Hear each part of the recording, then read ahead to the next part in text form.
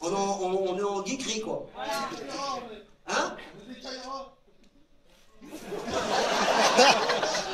Ils en ont laissé rentrer un. Thomas, Oui. bravo pour cette orchestration, cette mise en abîme. Merci, Jamel. C'était pas mon idée, je tiens à le dire. C'était un autre. Mais je l'assume, elle était très drôle. On s'excuse. Je me suis bien amusé là. Vous y avez cru ou pas, franchement? Non. Ah, c'est ça, ouais, ta gueule, je t'ai vu, toi, rigoler tout à l'heure. C'est sûr que tu as cru, toi, la première en plus. Non, fallait que tu viennes, on n'y croyait pas. Vous travaillez dans quel parti? Pâté.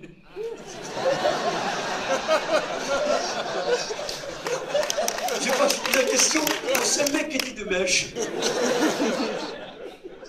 Bon ben voilà, ouais, qu'est-ce que je peux dire, Thomas? Tu veux parler du film un peu peut-être? Ou alors on s'en fout. Non, c'est pas ça, c'est que c'est très... Je sais pas comment... ouais, ça fait 7 ans que je travaille sur ce film. Et puis là, en parler, c'est bizarre, c'est comme sortir d'un truc très intense, comme un match de foot de 90 minutes en finale de la Coupe du Monde ou un match de boxe. Que tu aies gagné ou perdu, tu sors hagard de cette expérience. Là, je suis un peu sonné pour tout vous dire. C'est un travail quasi quotidien pendant 7 ans, enfin, pas tout à fait quotidien, et pas mal de... J'ai un peu attendu, et pour un mec comme moi qui ne sait pas attendre, finalement c'est arrivé, donc ça arrive même aux gens qui ne savent pas attendre. Qu'est-ce que je peux vous dire? 7 ans, j'ai pas de mots à mettre dessus, j'ai juste travaillé avec une équipe absolument incroyable. Je me suis rendu compte qu'en France on avait des possibilités dingues. J'ai découvert un univers incroyable qui sont les animateurs, les dessinateurs, qui sont les geeks. C'est bizarre, un geek, hein, et là, de voir que là, autant, ça fait rap. Hein. Parce que c'est vrai, c'est tellement... très honnêtement, ce que je retiens de cette expérience, c'est d'avoir travaillé avec des gens avec un talent incroyable, d'avoir travaillé avec une équipe très courageuse qui est celle de Pâté, évidemment, mais d'avoir rencontré des jeunes artistes dans tous les domaines et qui ne demandent qu'une seule chose, c'est d'exprimer leur talent, que ce soit les animateurs, je vous dis, ou les dessinateurs, ou j'en passe, évidemment. Je me suis rendu compte, je le savais dans le domaine de la scène, je savais qu'on avait un réservoir absolument dingue de jeunes Français, de jeunes Françaises qui ne demandaient qu'une seule chose, c'était de s'exprimer. On a pu le vérifier avec le Jamel Comedy Club. Mais là, j'ai découvert un nouvel univers, je vous dis, des tas de nouvelles possibilités, un espèce de champ des possibles d'un coup qui s'offre à moi comme comédien. La motion capture, c'est une des choses qui m'a fait le plus de bien et qui a été le plus surprenant de tout ce que j'ai pu vivre. La motion capture, c'est quelque chose d'assez incroyable comme technique. Tu as ce plateau de 1000 mètres carrés avec 70 caméras sur 360 degrés. Donc d'un coup, c'est le meilleur rapport entre le cinéma et le théâtre, finalement. Au cinéma, tu arrives, tu vas lancer une réplique, tu as 1 ou 2 minutes utiles par jour maximum. Franchement, tu arrives, tu dis bonjour, je pourrais avoir un café? Coupé. On change toute la lumière, on change les costumes. Souvent, on se remaquille, on revient. Une demi-heure après, on se remet dans la même position et on dit encore une phrase qui dure 2 secondes. Là, on pouvait jouer pendant 15 minutes sans interruption, à 10 ou 15 sur le même plateau. Et c'est en ça que ça apporte une liberté absolument dingue de mouvement pour les comédiens. On n'est plus en commande, on n'est plus obligé d'être coupé par la technique. D'un coup, ça nous permet vraiment, je vous dis, une espèce de liberté scénique. On prend l'espace. Alors évidemment, il y a des contraintes dans la motion capture. On ne peut pas toucher les gens. Tu me diras, si j'avais dû jouer avec toi, ça m'aurait arrangé. Parce que... C'est ça, j'aurais caché les ouais, caméras. on ne peut pas toucher les gens. On peut pas avoir il ne peut pas y avoir d'impact, de contact. Et ça a été très contraignant parce que j'ai envie de te toucher, ouais. C'est vrai. Moi aussi, j'ai un peu envie. Ouais, mais on fera ça tout à l'heure. Et c'est vrai que de la contrainte est né pas mal de choses. Et je me suis rendu compte que bizarrement, on avait d'un coup plein de possibilités, mais finalement, pas tant que ça.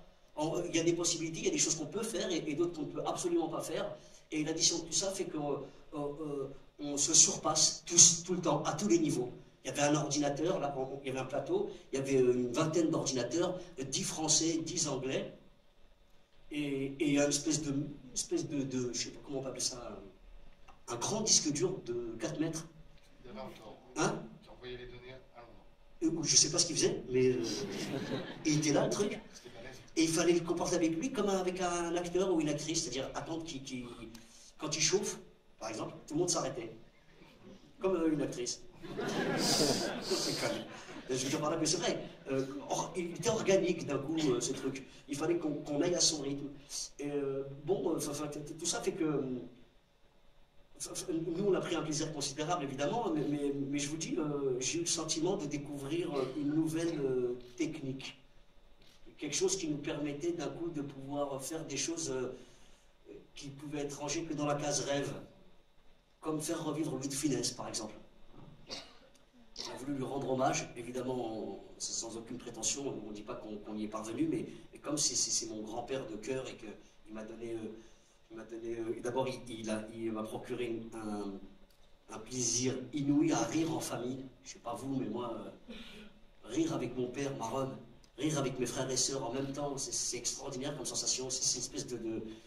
Enfin, ça, c'est quelque chose que j'avais envie de restituer.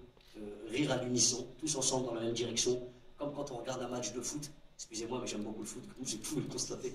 Je trouve qu'il y a une dramaturgie formidable dans le foot. Quand il y a un but, on se lève tous ensemble. Quand il y a une faute, on fait non! Mais tous en même temps, t'as vu, alors qu'on n'est pas programmé pour ça.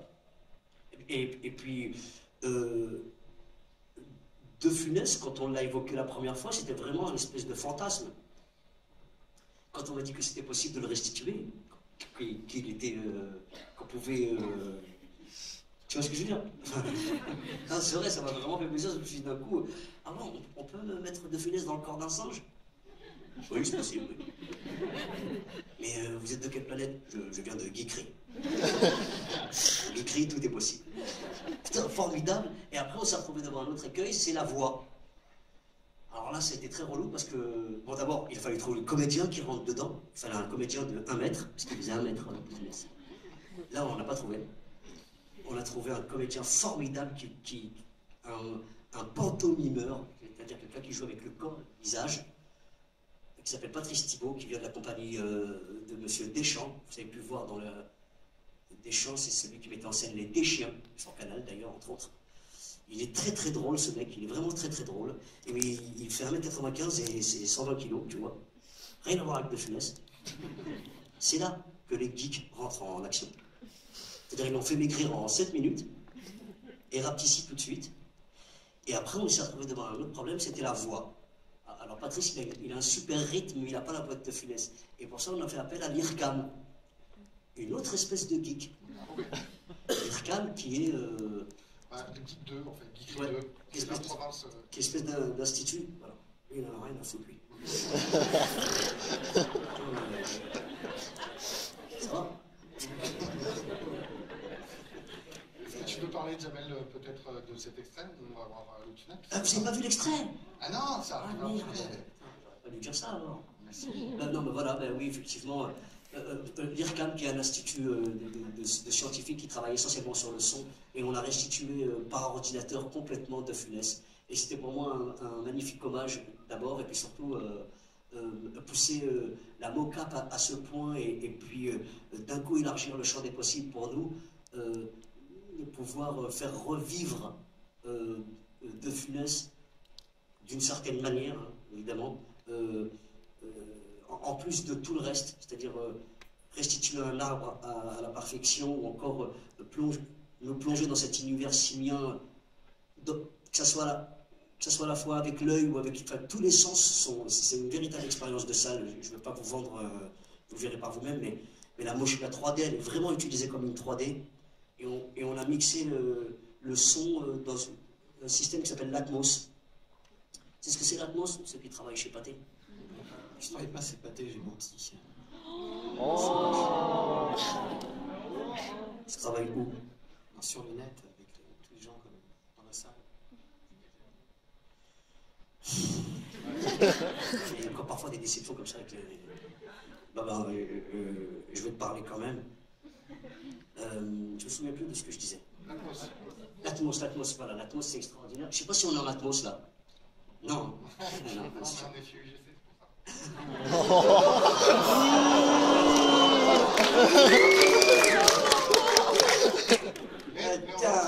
T'as vu un peu les événements. Pour ça, c'est moi qui le dis, c'est pas toi. C'est très bien. Très très bien. Donc par contre, on est en 3D.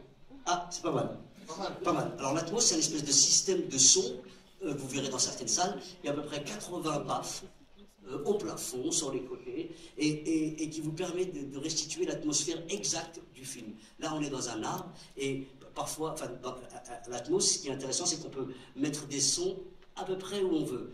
Si on veut faire voler un oiseau sur 360 degrés, c'est possible. Le son commence là, ça fait... et ça finit là. Et c'est extraordinaire comme sensation de salle. Donc, j'ai travaillé avec des scientifiques, j'ai travaillé avec des animateurs, j'ai travaillé avec des dessinateurs, j'ai travaillé avec des ordinateurs, j'ai travaillé avec... on a utilisé beaucoup d'électricité sur ce film. Énormément d'électricité. Pas mal de Volvic. Et ce que je veux dire par là, c'est qu'on a réuni, je pense, autour de ce projet, les meilleurs artisans et les meilleurs scientifiques possibles pour vous donner... le meilleur film d'animation possible, en tout cas avec les moyens de notre bord. Et je peux vous dire qu'en France, il y a des très très bons. Voilà, vive la France pour ça et pour le reste.